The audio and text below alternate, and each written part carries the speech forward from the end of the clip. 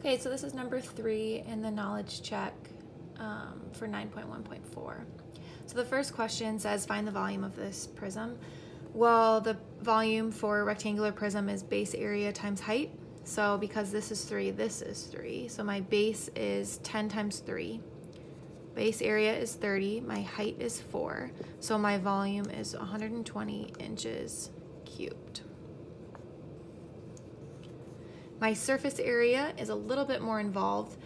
I've seen you guys doing this in your homework, and I like the shortcut. So you're doing 2 times the area of one of the faces, right? So if we do this face first, that one's 3 times 4, plus 2 times another face, so let's do the base, 10 times 3, plus 2 times the third base. So if we've done 3 times 4, 10 times 3, now we have to do the 10 by 4 one. Okay, plug that all into your calculator and you're gonna get a surface area of about 164 inches squared, or exactly, it's exactly.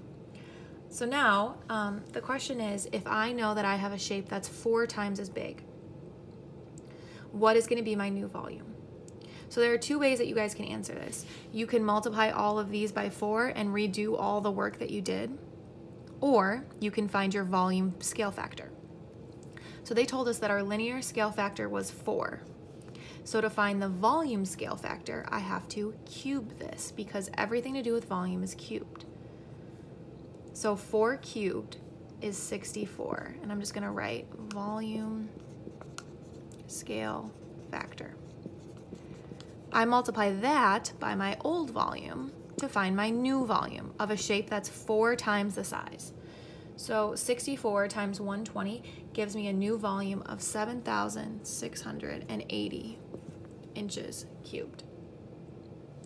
The new surface area, you use the exact same original scale factor, but because it's area, we have to square it. So 4 squared is 16, and this is my area scale factor.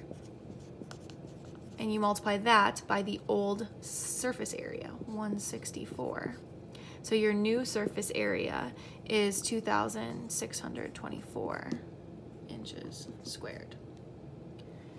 The last question says, all right, well, if I know that I have a similar prism with a volume of 3,240 inches cubed, how much bigger is it than my original? Basically, they're asking, what's the linear scale factor?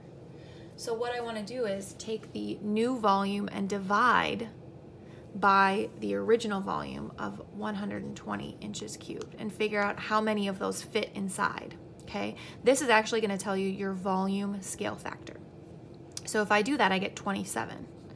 If that's my volume scale factor, I want to find what number multiplies by itself 3 times to get to 27. Basically, you're doing the cubed root of 27, and that's 3. So the original shape that has a volume of 3,240 has sides that are 3 times as big as the ones we started with. So if you go back up, it's gonna have sides that are, instead of 10, 30, instead of 4, 12, instead of 3, 9.